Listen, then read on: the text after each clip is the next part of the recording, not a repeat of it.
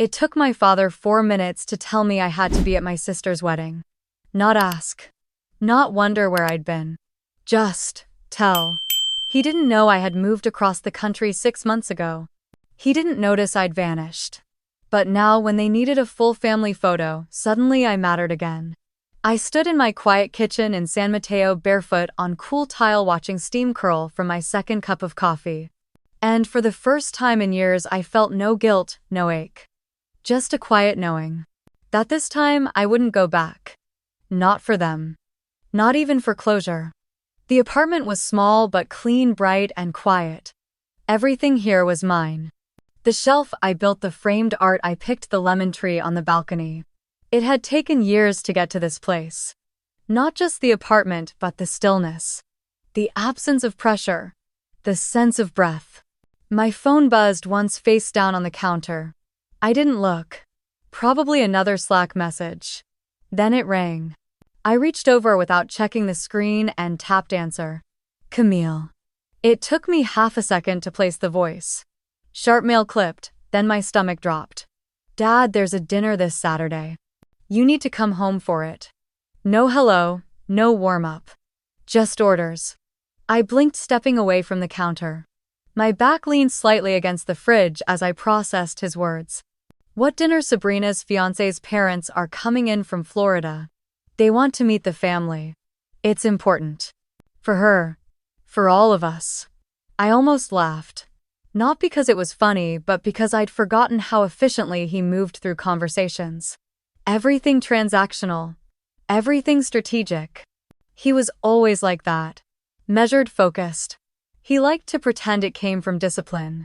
But I'd lived long enough to know it came from control. So let me get this straight.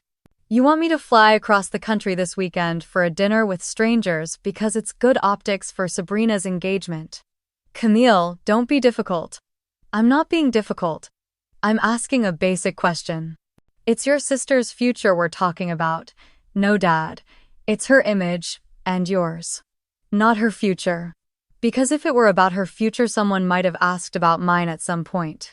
There was a pause. Not long. Maybe 2 seconds. But long enough for me to look at the microwave clock. 3 minutes into the call. Camille, this isn't the time for whatever this is. What this is, I repeated quietly. Dad, I moved to California 6 months ago. Silence. I let it stretch. What I moved. Packed up everything. Left Raleigh. Took a job here. Signed a lease. Started over. Why wouldn't you tell us? I didn't think you'd notice. Of course we'd notice, Camille. You're our daughter. Then why didn't you call? For 6 months, we thought you were busy. I was. I still am. You should have told us. Why, you didn't even know where I was living before. Did you ever ask? Do you know what street my last apartment was on? Don't be dramatic. It's not dramatic, it's factual. You don't know where I lived because you never cared enough to ask. You don't know what I do now, or who I work for, or what I've built here. I disappeared, and it took 6 months for anyone to notice. Camille, don't do this. We're trying to plan something important. We're asking you to be part of it. That's not unreasonable. You're not asking. You're demanding. Just like always. There was another pause, longer this time. I closed my eyes and exhaled. What's your address? I actually laughed out loud. Excuse me, we need to know where you are. For emergencies. You've had 30 years of emergencies you didn't show up for. Why start now? Camille, number, I'm not coming to the dinner. I'm not flying home to pretend like everything's fine. It's not. It hasn't been for a long time. This is about family, number. This is about appearances. And I'm not interested in playing the quiet, supportive role for a sister who never saw me as more than a placeholder. You're overreacting. I'm finally reacting. There's a difference. I could hear the edge in his breath now. He was angry, confused, embarrassed, maybe. But none of it came from missing me.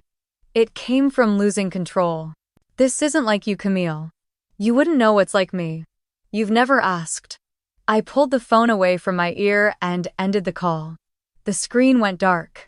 The kitchen was silent again except for the occasional tick of the fridge. My shoulders dropped. I looked at the timer on the microwave again. 4 minutes and 10 seconds. That was all it took. Not to reconnect, not to apologize, not to say we've missed you or we're proud of you. Just to summon me. I stared at my phone for a few more seconds, then set it down beside my cold coffee and started to laugh. It wasn't a joyful sound. It scraped up from somewhere buried deep and bruised. It was the kind of laugh that trembled out when you realized how absurd everything really was. 6 months. 6 months without a text, a call, a birthday message, a single check-in. But now I mattered. Now Sabrina needed her picture-perfect family lined up for inspection. I walked toward the balcony, pushed the door open, and stepped outside. The view from here still caught me sometimes. Rolling hills in the distance, the sound of traffic humming below, the faint smell of eucalyptus and summer air. I stood there for a long time feeling the sunlight on my face, and I knew with absolute certainty that I wasn't going back. I hadn't told anyone, except Maya and Tasha, the exact day I was leaving. Not because I wanted it to be some dramatic escape, but because I didn't want any noise. No explanations, no justifications. I had spent 29 years living in a space where my existence felt like background furniture. Quiet, functional, forgettable. So when the lease was signed, the job offer confirmed, and the boxes taped shut, I left Raleigh the same way I had lived there. Silently. That last morning in North Carolina was cool for late March. The sky was overcast, and the streets were still damp from a spring rain that had swept through the night before. I remember standing in the middle of my living room looking at the stacks of cardboard that lined the wall. None of them were labeled with childhood memories or family heirlooms. Just practical things. My books. My clothes. The coffee maker I saved up for. A blanket I'd bought for myself after one rough week in grad school. Maya was dragging a heavy box, labeled kitchen, across the hardwood floor. Her hair was tied up messily, cheeks flushed from the effort.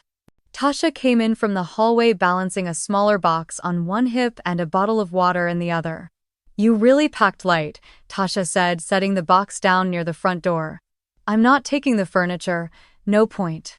Maya straightened up, stretching her arms over her head. "I still can't believe you're actually going through with this. California. Damn." I smiled and peeled off the last strip of packing tape on the final box. My hands were dry, the skin rough from days of packing and cleaning. "Yeah, I'm going." We sat down on the floor once everything was stacked.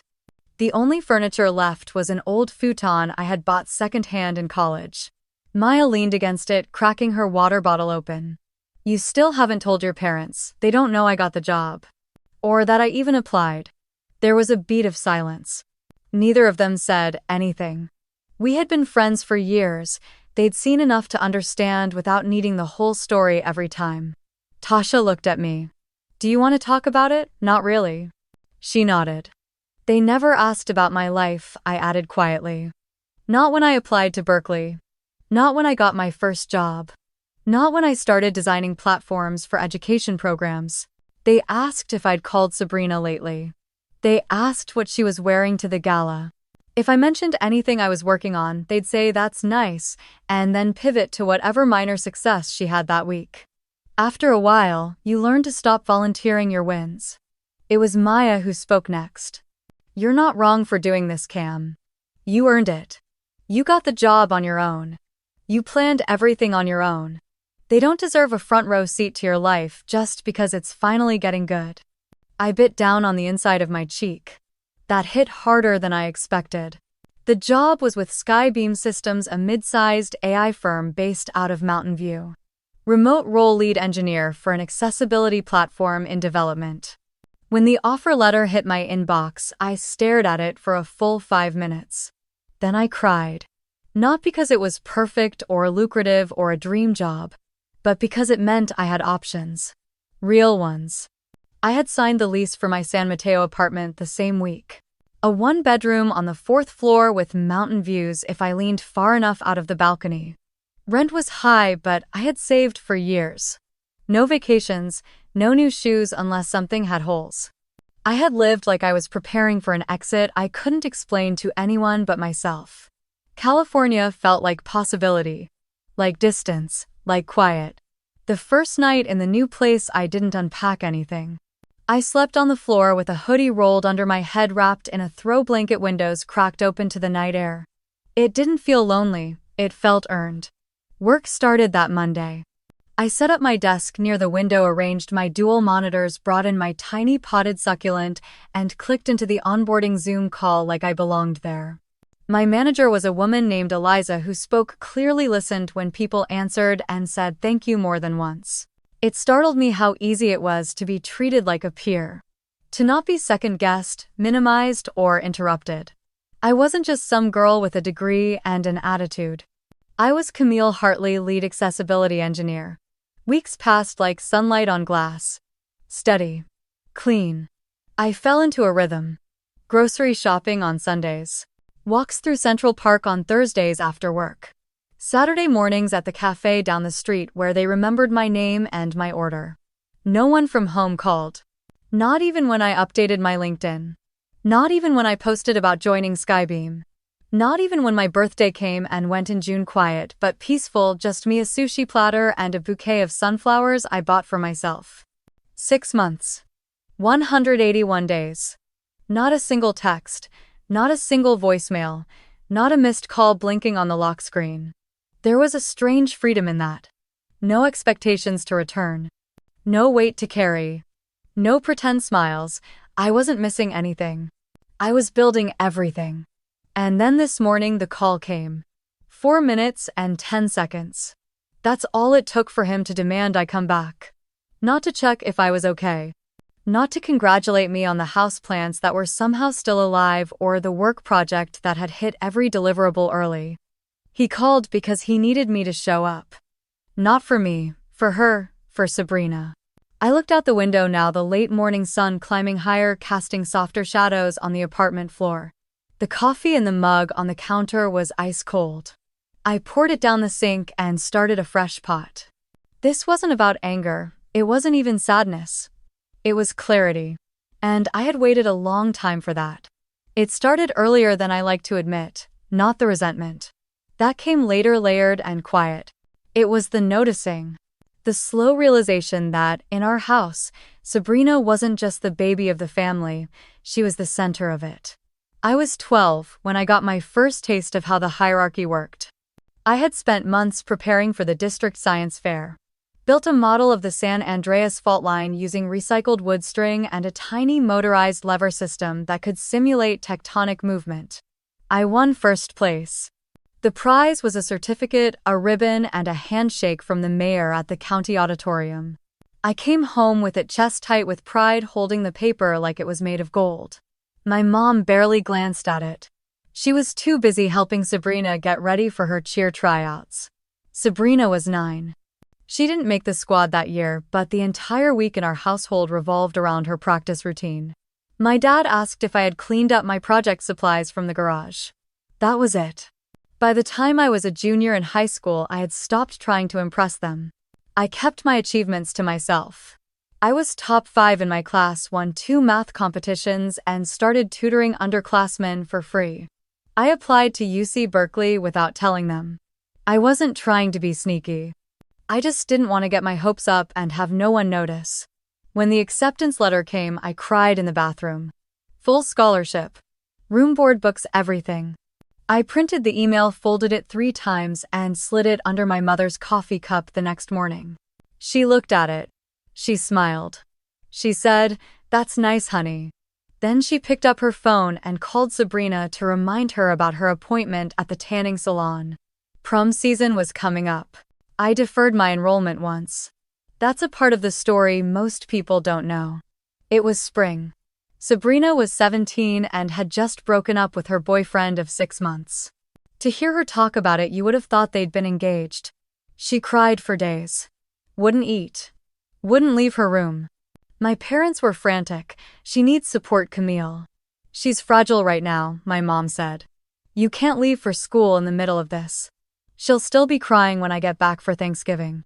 Don't be cruel." I wasn't being cruel. I was being honest. But in our house, honesty that didn't favor Sabrina was cruelty. My father sat me down 2 nights later. His tone was calm but absolute.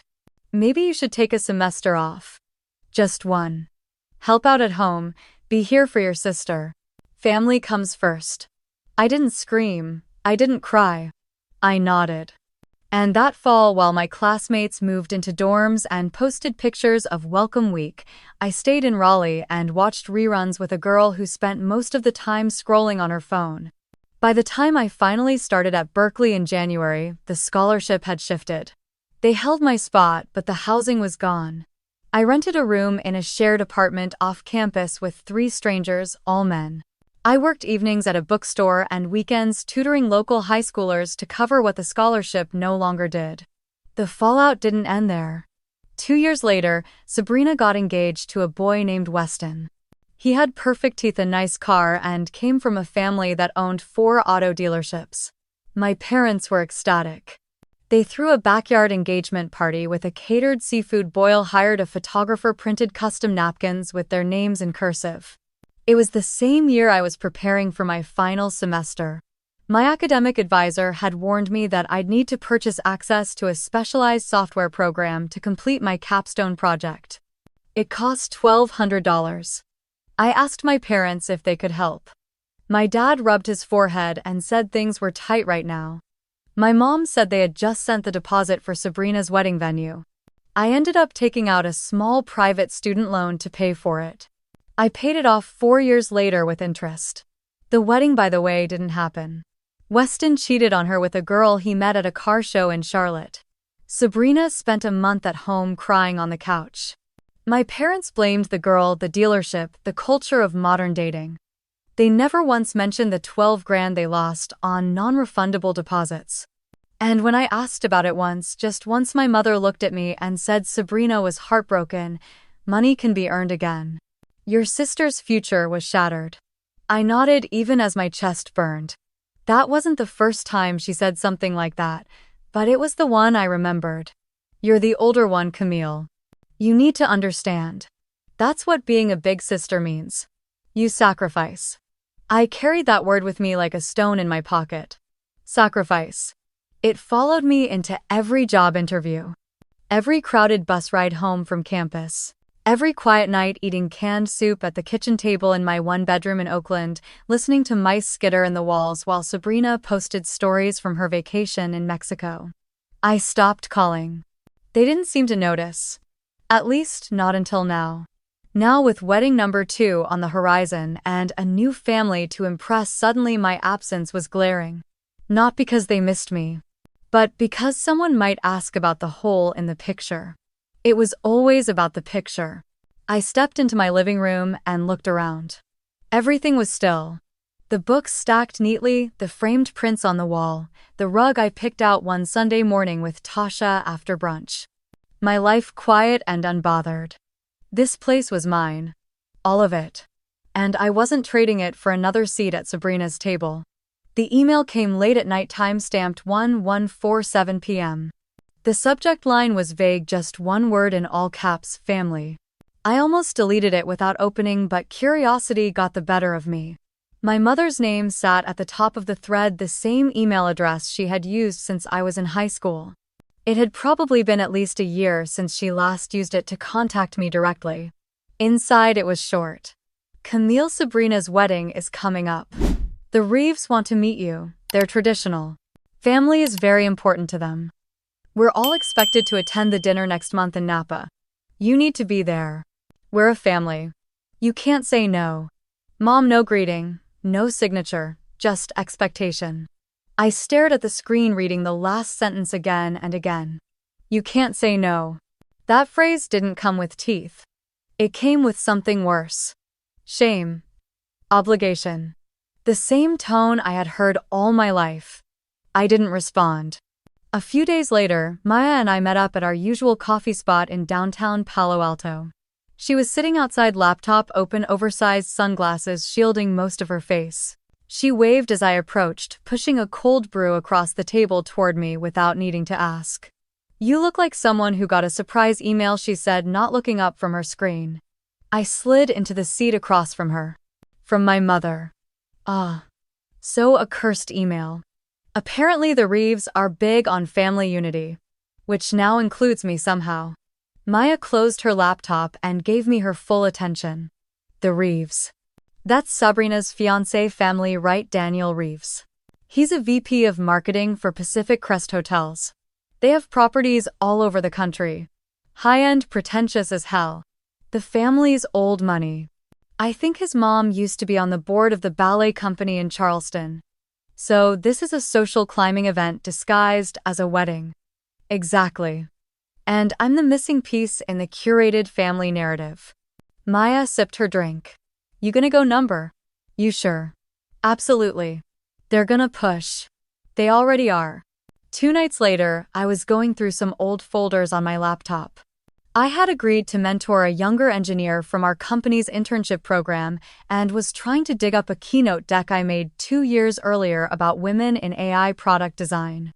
It had been a small internal talk one I gave during a closed leadership summit when I was still in Oakland. I remembered being proud of it. I pulled up the file, opened the deck, and started clicking through the slides. Slide 6 stopped me cold. The phrasing. The structure. A particular quote I had pulled from my old research paper during grad school. I recognized it immediately because it was mine. I minimized the window, opened YouTube, and searched Sabrina Hartley keynote. Her name popped up fast. I clicked on the top result. A slick video titled Leading with Empathy, uploaded by the marketing firm she worked for in Chicago. The video opened with applause. Sabrina took the stage wearing a sleek navy pantsuit and a headset mic. She smiled, poised and confident. Her voice was polished, deliberate. I watched the first 3 minutes. Then came slide 6. It was almost identical. Same quote. Same visual design. Slightly rearranged bullet points, but the language was unmistakable. My phrasing, my cadence. Even the conclusion sentence was lifted nearly word for word. I paused the video and sat very still. It wasn't the first time she had borrowed things from me. In high school, she used an essay I had written for English Lit and got an A. In college, she wore my blazer to an interview and didn't return it for a year. But this was different. This was my professional work. My voice, my experience rebranded as hers. I watched the rest of the keynote numb. The comment section was full of praise, inspirational.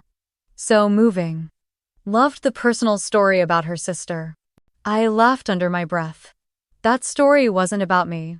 She had taken one of my anecdotes and reframed it, swapping names and outcomes. In her version, she was the older sister. Grounded. Resilient. The one who encouraged the shy sibling to follow her passion for tech. I closed the laptop. The rage didn't come immediately. It was a slow burn, a crawl beneath the skin. I walked around the apartment, touched the spine of a book, adjusted. The curtains, filled my glass with water and didn't drink it. Then I opened my email and wrote 3 words in the subject line. I won't come. I didn't send it. Instead, I called Tasha.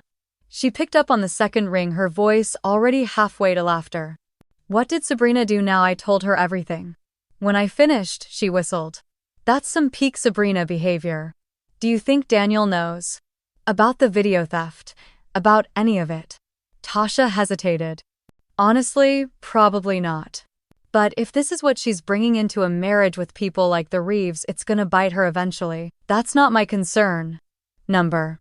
But it's interesting, isn't it? I leaned back on the couch. I guess I finally understand why they're pushing so hard.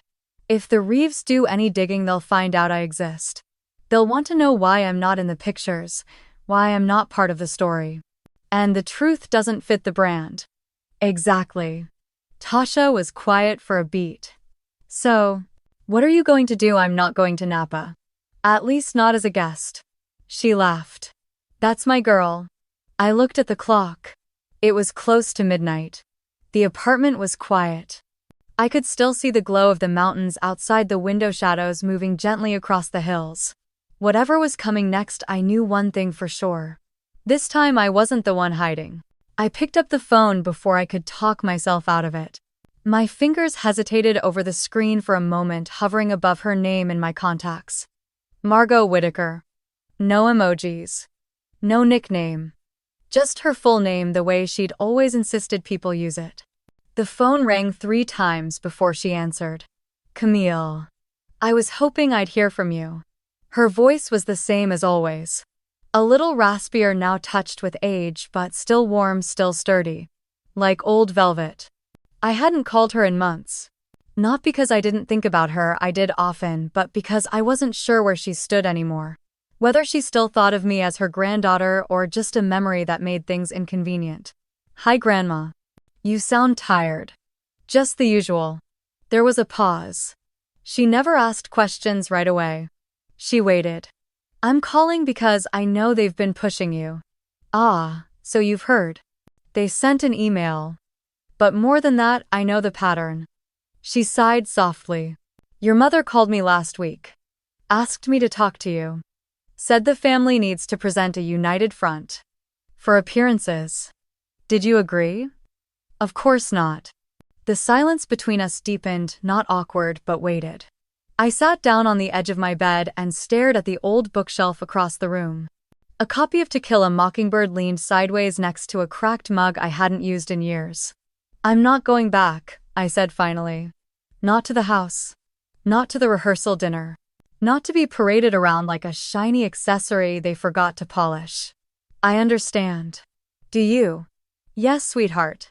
I understand more than you think. I didn't raise your mother to behave this way, but I see what she's become. She's chasing an image. Always has been. And Sabrina. Sabrina learned how to curate herself even faster.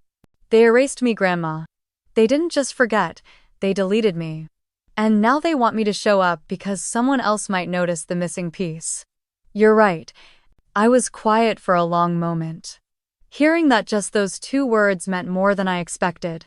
She exhaled slowly. I could hear the sound of her fireplace crackling in the background. Probably the same one we sat beside every Christmas growing up. The smell of pine and cinnamon briefly filled my memory. But there's something you should know, she said gently. What? Apparently the Reeves have started asking questions. My stomach tightened. About me. About why they've never heard your name. Why you're not in any of the family photos. Why in all this time Sabrina's never mentioned having a sister. I stood up and walked to the window. The city lights blinked below, small constellations wrapped around the hills. And what did they say? Your mother panicked. She told them you were living abroad. That you were too independent to stay close. That's one way to spin it. Margot didn't laugh. Her voice was steady. Camille, you don't owe them anything. You don't owe the Reeves anything either. But I know you. And I know you don't like lies, especially ones that drag your name through the mud. I clenched the edge of the curtain in my hand. They chose to lie. They can deal with the consequences. I know, but I needed to tell you. Because if you decide to say something you should know, the cracks are already forming. You wouldn't be starting the fire. You'd just be letting it burn. I let go of the curtain. Why now? After all this time, why suddenly care what Daniel Reeves' family thinks? Because reputation is the last thing your mother has left. And Sabrina built her image on perfection. On curated, clean stories. No estranged siblings. No family drama. Just glossy photos and perfect speeches. I leaned against the wall and closed my eyes. They can't stand the idea that I might tell the truth. Or that someone else might find it first. I don't know if I want to expose them. Not like that. You don't have to, sweetheart. But you can stand your ground. You don't need to fight, you just need to be present. Sometimes that's enough. I nodded even though she couldn't see me. Camille, I never stopped thinking of you. You're my granddaughter. And I know I wasn't always strong enough to protect you from their choices, but I see you now. And I'm proud. My throat tightened. I looked down at the floor and blinked fast. I missed you. I missed you too. The silence between us this time was softer.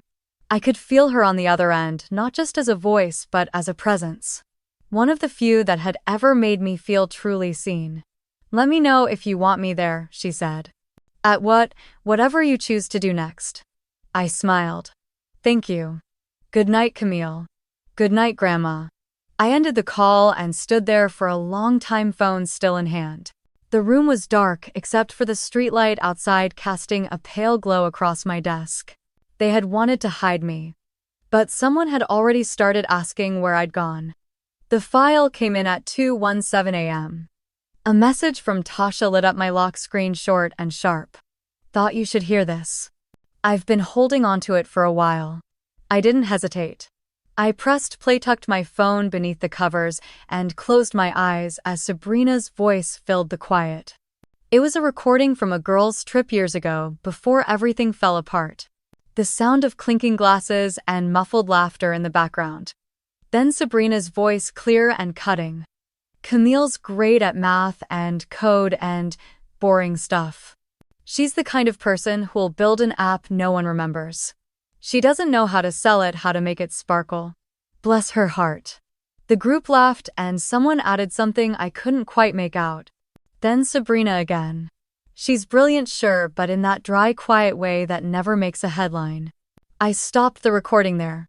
The weight of it pressed against my chest, not heavy like a boulder, but sharp like a paper cut in the same spot I kept reopening. I wasn't surprised. Not anymore. I lay there a few minutes staring up at the ceiling until the silence felt heavier than her words. Then I got up, padded barefoot to my desk, and opened my laptop. Tasha sent another message. Also, you might want to check this. Daniel's company used Sabrina's pitch last quarter to launch a new educational platform. Attached was a deck. 27 slides, polished. Full of color and buzzwords. But it was mine. Not word for word. Not slide for slide. But unmistakably mine. The title had changed, and Sabrina's name was listed as lead strategist, but I recognized the flow. The problem statements. The solution framework. Even one of the diagrams I doodled in a notebook 3 years ago. I opened my original presentation, the one I'd written during my final year at UC Berkeley, the one I'd pitched to 2 seed investors and never followed up on because life got in the way. I clicked through both files side by side. Her version was shinier, but the bones were mine. The betrayal didn't hurt in the way I expected. It was colder than that. Numb. Like standing outside in snow too long. I had shared that idea with Sabrina in the backseat of a Lyft after Dad's retirement party. I'd been tipsy, excited, rambling about educational inequality and tech accessibility. She had nodded, asked follow-up questions, even helped me brainstorm names. And then she took it. Used it. Packaged it with her smile and her voice and her perfect shoes and climbed the ladder. I scrolled down to the final slide. Her signature tagline stared back at me. STEM isn't just science, it's survival. That was mine. I wrote that in the margin of my old physics notebook. I took a breath and closed my laptop. This wasn't about credit anymore. It was about truth. At 7:42 a.m., I called Tasha. You sure you want to do this? She asked. She already did it, I said. I'm just shining a light. I compiled a document. 2 columns, my original content on the left. Sabrina's version on the right. Each similarity highlighted. I added dates, version history, metadata. I included the audio file transcribed and timestamped. Then I wrote a short summary. No adjectives. No emotion. Just facts. Subject: intellectual property overlap regarding recent pitch by Sabrina Prescott. I read it twice, then sent it to Maya. Maya Cooper wasn't just any freelance journalist. She specialized in stories about corporate ethics and tech whistleblowers. She'd written a piece on founder fraud that went viral last year. I met her through a mutual connection in Oakland. We had coffee once. I remembered her saying, "If you ever have a story no one wants told, send it my way." I didn't include a message in the body, just the attachment. The subject line was enough. Then I sat back and waited. Outside, the sky was a soft gray, the kind that never quite decides if it wants to rain. I made coffee black. My phone stayed quiet. My inbox too. By late afternoon, I got a reply. Received. Reviewing. Follow-up questions to come. That was all, but it was enough. Sabrina had always said I was too quiet, too soft, that I needed to speak up if I wanted to matter. She was right about one thing. But this time I wasn't raising my voice for her approval. I wasn't trying to be seen at her table. I was setting the record straight. And I was just getting started. The phone buzzed at midnight. Again at 1203. And then at 1207. I didn't need to check to know it was them. My parents had a pattern relentless when things slipped out of their control. By the time I turned off the buzzing, there were 14 missed calls and 6 voicemails. The last text was from my father, short and sharp. "You need to stop this. We're sending something for you to sign." At breakfast, I scrolled through their messages in silence. Some begged. Some threatened. And one stood out. "We're attaching a non-disclosure agreement to protect the family's image. Please sign and return immediately." Attached was a full-page NDA with legal boilerplate barely veiled as concern. I didn't even flinch. Instead, I pulled up a different email. One I'd kept for a long time. A message from Sabrina to her executive assistant dated 8 months ago. It included the speech she delivered at her promotion party where she had quoted a line almost word for word from a draft I'd written for a company-wide STEM initiative. I had sent her that draft 3 years ago asking for feedback when I was still naive enough to think she wanted me to succeed. She never responded. She just lifted it, brushed off the title, changed the closing paragraph, and passed it off as her own brilliance. I forwarded the email adding a side-by-side comparison I had recently assembled. On one side, my original deck with timestamps. On the other, her speech. Same metaphors, same framework. Same core message about closing the gender gap in tech. To Maya. To Daniel's mother Elise. And to the director of PR at the Reeves Hospitality Group. Then I closed the laptop and went to the beach. By late afternoon, the ripples had begun. A news alert pinged onto my screen: engagement gala for Reeves' heir postponed. No explanation. Just a blurry photo of Sabrina looking tense as she exited a building in Soma. At sunset, I got a call from a New York number. I didn't answer. I didn't need to. The voicemail came through anyway. My mother's voice barely holding itself together. "Camille, what are you doing? You're ruining everything.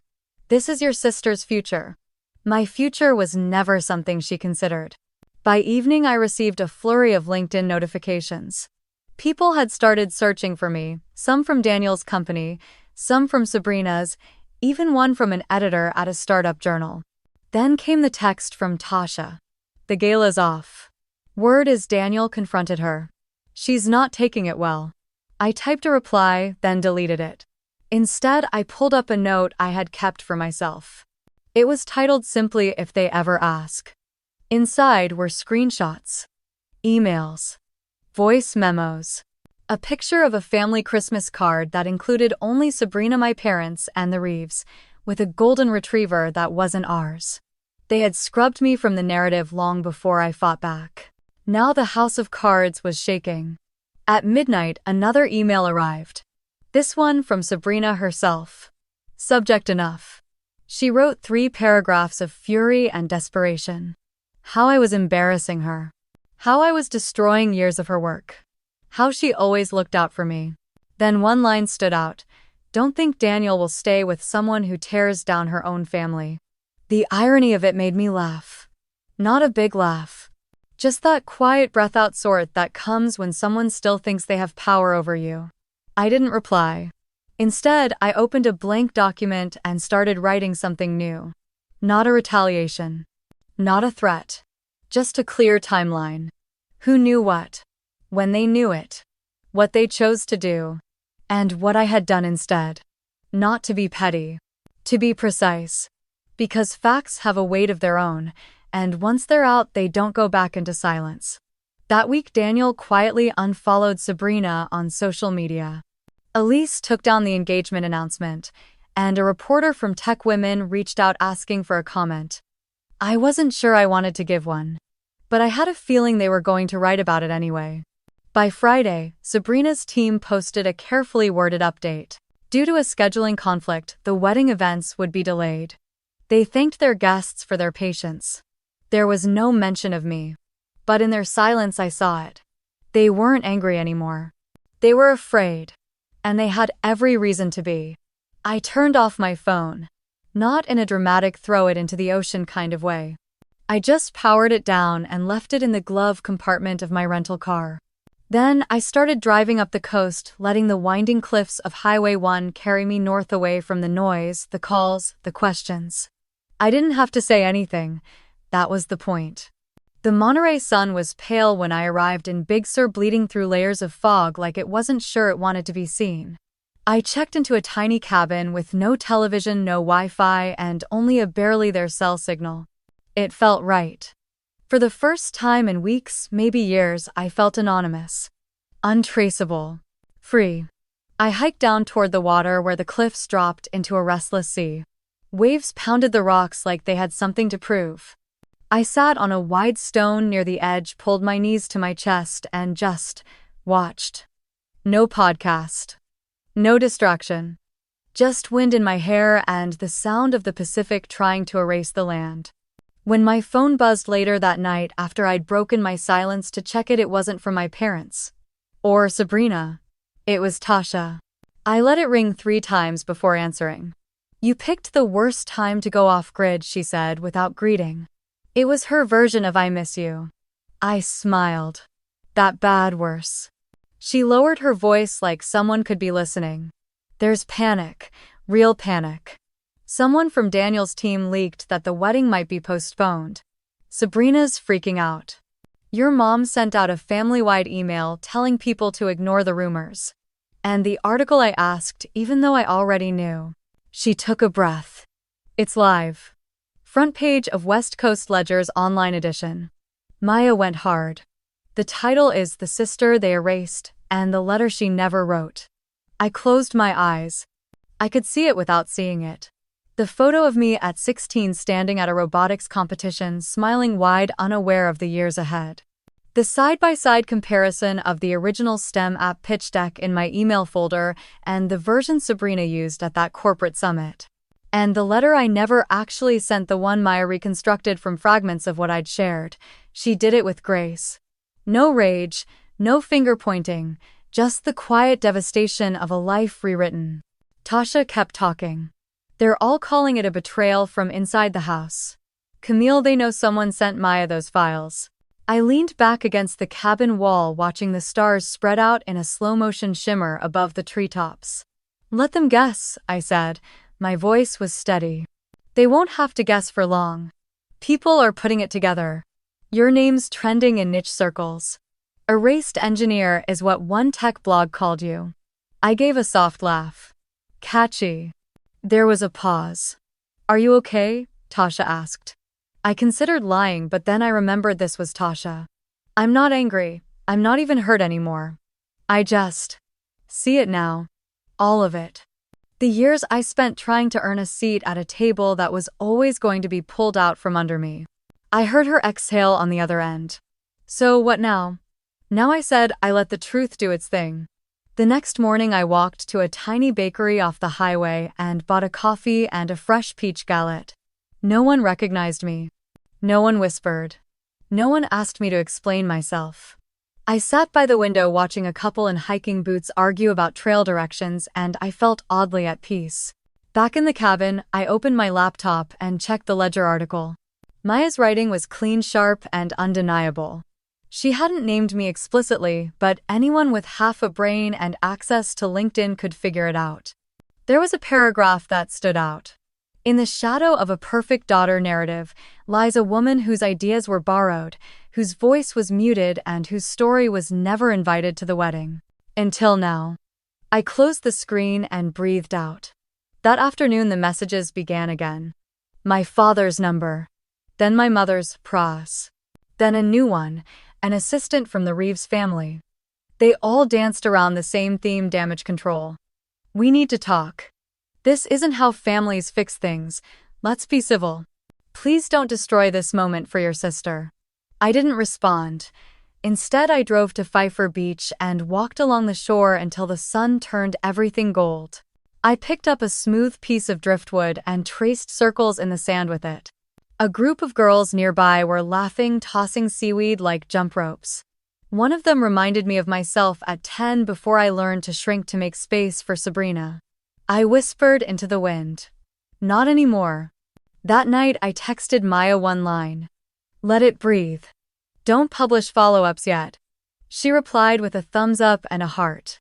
Simple. Respectful, no pressure. I knew silence would make them more afraid than any outburst ever could. And I wasn't finished watching the ripple. Just yet. I stayed in Big Sur for 2 more days. I read. I hiked. I did yoga on the deck at sunrise and let my body remember it existed outside of fight or flight mode. When I drove back down the coast past the fields and cliffs and whispering cypress trees, I didn't feel like I was returning from hiding. I felt like I'd sent a signal flare, and the smoke was still rising. The wedding went on. From what I heard, it was smaller than planned. A few sponsors pulled out. The catering firm scaled back their full-service team. The custom-imported orchids never made it through customs. It wasn't a disaster, but it was clear something had shifted. The shimmer dulled. The spotlight dimmed. Tasha sent me a photo that morning. A wide shot of the ceremony, Daniel standing stiff in his tuxedo, Sabrina in a sleek white gown that looked less couture than expected. And next to her, on the left side of the raised platform, was an empty chair. It was ornate, gold-trimmed, slightly taller than the others. Not a decoration. A placeholder. That was supposed to be me. Not as maid of honor, not as a bridesmaid. Just the sister. The one they assumed would show smile and blend in like a good second act to Sabrina's show. But I never RSVP'd, I never booked a flight. I never even opened the official invite. Tasha's text followed the photo. Guess which chair no one will make eye contact with today? I stared at the image for a long time. Not out of guilt. Just something quieter, like acknowledgement. They had carved out a place for me. Too little too late. Apparently the guests noticed too. The whispers started early. A few of the cousins asked around. One even called my old number, which was still out of service. There were theories. That I had a medical emergency, that I was out of the country. That I'd chosen to protest quietly.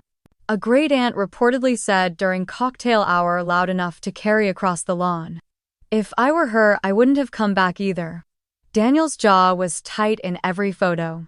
The kind of tight you can't retouch. His PR team had tried to get ahead of the story, downplaying the article in the Ledger. But the internet never forgets. The Reddit threads had already sprouted branches. Some wondered if the groom knew. Some speculated about the app and the investors. The hashtag number sister raised popped up beneath the wedding post on Sabrina's bridal Instagram account before the comments were turned off. I didn't watch the live stream. I heard it was choppy anyway. The ceremony lagged halfway through. Sabrina's vows got cut off mid-sentence and didn't buffer back. Someone joked online that even the Wi-Fi had taken sides. Later that evening, I sat on the deck of my apartment in Seattle watching the twilight creep in. I didn't feel like celebrating. I didn't feel like mourning. I just breathed in the quiet. No parties, no matching robes, no forced toasts. My laptop buzzed with a new email. I opened it without checking the sender. From Margaret Whitaker, subject. Today, I paused. Margaret was my grandmother on my father's side. Not the warmest woman in the family, but the sharpest. A retired federal judge with impeccable handwriting and a mind like a steel trap. She hadn't spoken to me since the last Christmas we all pretended to get along. The message was short. Camille, they thought losing you would humble them. But you were never the warning, you are the loss. And they will feel it for the rest of their lives. Love, Grandma. I blinked. Reread it. Not a word wasted. No pity. No passive-aggressive tone, just truth, plain and precise. The kind of verdict she was known for. I replied with a simple thank you. Somehow, it mattered. Back in Ridgefield, the reception dragged on. I saw snippets through Tasha's updates. One clip showed Sabrina trying to give a speech, but her voice cracked when she mentioned family. Her maid of honor patted her arm. The DJ started the music early. At some point during dinner, my uncle leaned toward my dad and said something that made him look down at his plate. The table went quiet, No one lifted their glass. The final group photo was taken in front of a floral arch. Everyone arranged themselves around the couple. But when it came time for the immediate family photo, the photographer hesitated. "Should we leave the chair?" My mother nodded. "Yes," she said. "Leave it." And so they did. There it was, dead center of the image. A single gold chair unoccupied, surrounded by forced smiles, a visual pause, a silent question. By midnight, the photos had begun circulating. Not the professional ones. The ones taken by guests. Zoomed in, cropped, captioned. One went viral on Twitter. It showed Sabrina alone, for a moment, veil blown slightly to the side, staring at the chair like she was waiting for someone to materialize. The tweet read, "She got the wedding. She didn't get the sister." I shut the laptop, made tea, and sat by the window. Rain started tapping gently against the glass. It wasn't vengeance I felt. It wasn't even satisfaction. It was distance. Clear and wide. Like standing on the other side of a bridge I never had to cross again. It started with a memo that leaked online. 1 week after the wedding, a screenshot from Sterling and Blythe's internal HR system surfaced on Reddit. It was marked confidential and time-stamped 2 days after the ceremony. The memo confirmed that Sabrina Whitaker, Senior Vice President of Brand Strategy, had been placed on indefinite leave pending investigation into professional misconduct. The post exploded in less than an hour. Someone cross-referenced dates and found a marketing brief that Sabrina had submitted 6 months ago. The document included entire pages lifted directly from an unpublished pitch deck authored by another firm. Word for word. Same formatting. Same headline styles. Even the typos matched. By mid-afternoon, news outlets picked it up. A tech blog published an exposé under the headline, "The Golden Girl of Lifestyle Branding is Now Just Another Scandal." Her LinkedIn page quietly disappeared. Sterling and Blythe issued a formal statement calling it a deeply disappointing breach of ethics. The next day, I got a call from Tasha. She didn't bother with pleasantries. "Daniel moved out." I blinked. "Already?" She sighed. "His team convinced him to distance while they review prenup clauses. PR damage control. He's apparently in Palo Alto, staying at his brother's guest house." There was a beat of silence. Then she added, "Also, your parents called me 3 times. I pinched the bridge of my nose. "Let me guess. They want a quote. A denial, a family statement. Bingo. And maybe a little sympathy for their struggling daughter." I hung up and didn't respond until the next morning. Sure enough, my phone buzzed before sunrise. First it was a voicemail from my mother, then one from my father. "Camille, sweetheart, this has gone too far. Sabrina's being ripped apart online. It's getting personal. People are saying things that aren't even true." Another message followed. "Please, honey. Just one post. Just say you two have spoken. That you believe in your sister's integrity. That this was all a misunderstanding." I didn't reply immediately. I sat at my kitchen counter with a cup of black coffee, watching the fog roll in from Elliott Bay. The messages kept coming. Guilt dressed as concern, nostalgia posing as logic. "Remember your first dance recital, Camille? Remember how Sabrina brought you flowers? Your grandmother wouldn't want this. Think about the family." I finished my coffee in silence. Then I typed a single message into the family group thread. "I haven't said anything, and the truth is still speaking just fine." I didn't wait for a response. Later that day, an op-ed ran in the Seattle Gazette. The writer, a former marketing executive, analyzed the dangers of nepotism in branding leadership. Sabrina's name was referenced twice. Camille Whitaker, it noted, had yet to comment publicly. I didn't need to. A few former employees of Sterling and Blythe shared stories on Twitter. About meetings where Sabrina had cut off junior creatives. About how she'd pushed through half-baked campaigns using borrowed concepts and blurred sources. About how she'd bragged that her family name would outlast any accusation. Daniel stayed quiet. Completely. No posts, no statements. His silence was louder than any scandal. A week passed. Then 2. My mother sent a long email. No greeting. Just 5 paragraphs trying to explain. She was under pressure. Everyone copied things these days. It wasn't malicious. She thought you wouldn't mind. She was proud of your style. That's why she used it. I didn't respond. Instead, I reread Grandma Margaret's message. You are the loss. And they will feel it for the rest of their lives. One evening I walked into the local bookstore just to browse. Nothing serious, just to feel the weight of new pages in my hands. As I wandered into the nonfiction section, I overheard 2 women talking near a display table. One said, "That's the sister, right? The one they erased." The other replied, "Yeah." And she never said a word. Just sat back and let the house fall. I picked up a book and walked away before they noticed me. Outside, the city was buzzing as usual. Coffee shops, buskers, bike couriers weaving between lanes. I slipped on my coat and headed home, not because I was tired, but because peace had become my new currency. Let them wonder. Let them guess. I was no longer part of their narrative. I had learned something they hadn't. You don't have to light a fire, you just have to stop holding up the walls.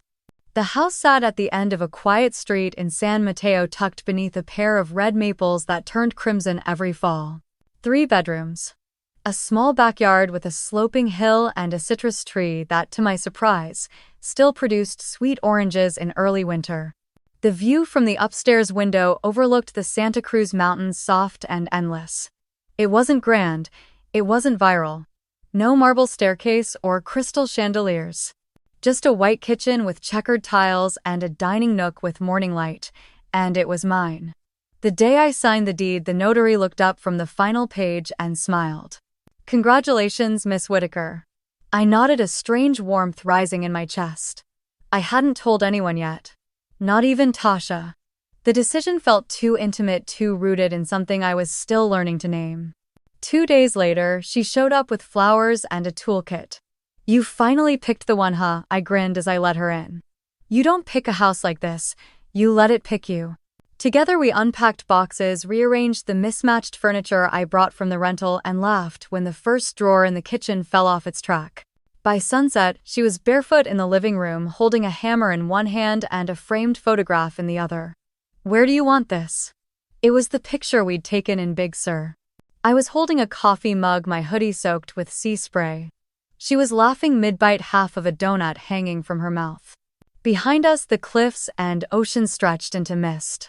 "Put it over the fireplace." It went up with 2 firm taps. Crooked. Perfect. Later that evening, I stood alone in the kitchen sorting through the last of the envelopes. Most were utility notices or change of address confirmations. Then at the bottom of the stack I found the familiar handwriting. My father's. Inside, a folded letter in shaky cursive. "Camille, I know we failed you. We failed your trust, your work, your voice. I don't expect you to forgive. But I hope someday you might understand." Next came my mother's email. Longer. Dramatic. Full of memories from my childhood. She attached a photo of me at age 7 standing in front of a science fair project made entirely from glitter and foil. "You always were the brilliant one," it read. "I'm sorry we didn't see it clearly enough when it mattered most." Then there was Sabrina's message. "Camille, I've lost more than I thought possible. But losing you. It's the kind of silence that echoes. I'm sorry, not just for the wedding. For everything before it." I didn't respond to any of them. Instead, I opened the drawer next to the sink, took out a binder clip, and pinned all 3 messages to the bulletin board in my home office.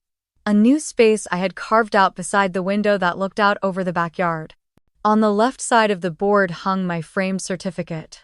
Women in Tech. Top 30, under 30.